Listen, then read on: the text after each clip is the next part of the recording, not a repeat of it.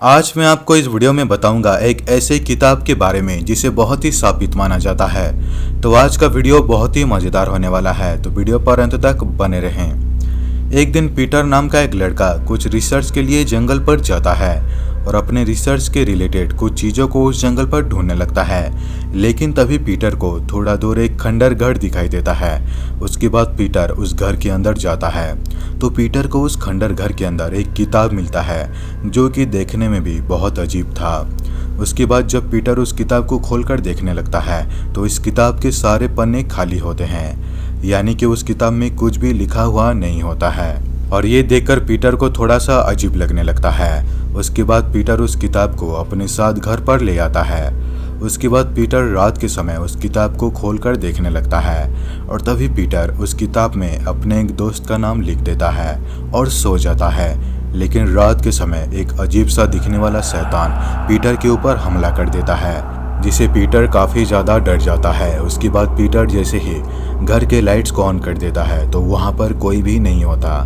लेकिन इस घटना से पीटर अब भी काफ़ी ज़्यादा डरा हुआ होता है। लेकिन अगली सुबह पीटर को ये पता चलता है कि वो जिसका नाम उस किताब में लिखा था वो रहस्यमय तरीके से गायब हो गया है। लेकिन 2 दिन बाद ही उसका डेड बॉडी एक जंगल के अंदर मिलता है और सबसे अजीब बात तो ये है कि उसके डेड बॉडी से उसका सिर गायब होता है, जो कि बहुत ही भयानक था।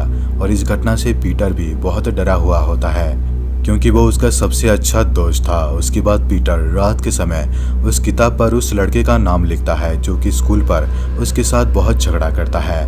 और अगली सुबह पीटर को ये पता चलता है कि वो जिसका नाम उस किताब में लिखा था वो भी गायब हो गया है। और अब पीटर को समझ आ जाता है कि उस किताब में जिसका भी नाम लिखा जाए वो 2 दिन के बाद मर जाता है।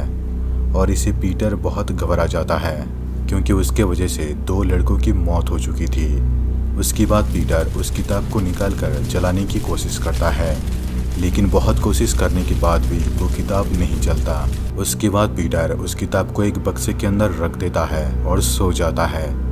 लेकिन अगली सुबह वो किताब बाहर होता है और पीटर उस किताब को बाहर देखकर काफ़ी ज़्यादा डर जाता है। और उसके बाद वो उस किताब को लेकर बाहर एक डस्टबिन में फेंक देता है और बहुत खुश होता है। लेकिन अगली सुबह जब उसका आँख खुलता है तो वो देखता है कि वो किताब अब भी उसके पास होता है। उसके बाद पीटर गुस्से में आकर उस किताब में अपना नाम लिख देता है और उसी रात पीटर को एक सिरकटा शैतान दिखाई देता है जो कि उसे मारने की कोशिश कर रहा था। लेकिन पीटर उस शैतान से अपने आप को बचा लेता है और पीटर को अब समझ आ जाता है कि वो किताब जिसके पास भी होता है वो नहीं मरता।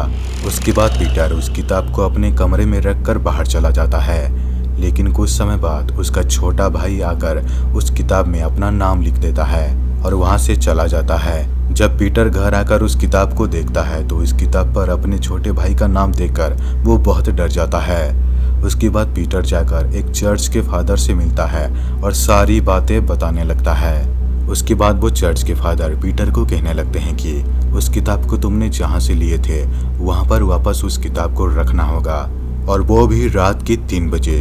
ये सुनकर पीटर बहुत डर जाता है, लेकिन अपने भाई की जान बचाने के लिए वो मान जाता है। रात के 3 बजे पीटर उस खंडर घर के अंदर जाता है और तभी पीटर को वहाँ पर अजीबोगरीब आवाज़ें आने लगती है, जिसे पीटर बहुत डर जाता है और कांपने लगता है।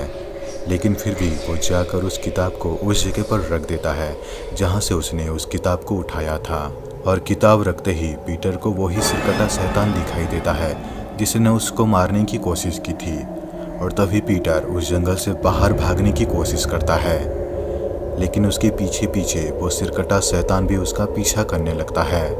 उसके बाद पीटर अपने पॉकेट से होली वाटर निकालकर उस सिरकटे शैतान के ऊपर छिड़क देता है, जिससे वो सिरकटा शैतान वहीं पर ही गिरकर छटपटाने लगता है। तभी पीटर दौड़ते हुए उस जंगल से बाहर आ जाता है और अपने घर पर चले आता है।